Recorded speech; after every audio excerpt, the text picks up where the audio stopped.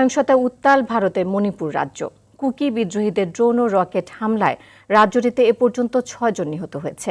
এদিকে রাজ্যের নিরাপত্তা ব্যবস্থার পরিবর্তনের দাবিতে রাজধানী ইম্ফলে বিক্ষোভ শুরু করেছে শিক্ষার্থীরা।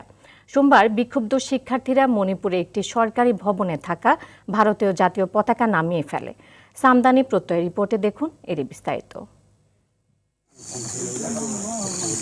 ২০২৩ সালে শুরু হওয়া মেইতি ও কুকি সম্প্রদায়ের মধ্যে জাতিগত সহিংসতা টানা কয়েক মাস বন্ধ থাকলেও আবারও তা বড় আকার ধারণ করেছে ভারতের মণিপুর রাজ্যে। গেল শুক্রবার রাজ্যের সাবেক মুখ্যমন্ত্রীর বাসভবন ও শনিবার দুটি জেলায় রকেট হামলা চালায় কুকি বিদ্রোহীরা। এতে নিহত হয় কমপক্ষে ৬ জন। পরিস্থিতি নিয়ন্ত্রণে আনতে ইতোমধ্যেই বন্ধ ঘোষণা করা হয়েছে রাজ্যের সব শিক্ষা প্রতিষ্ঠান।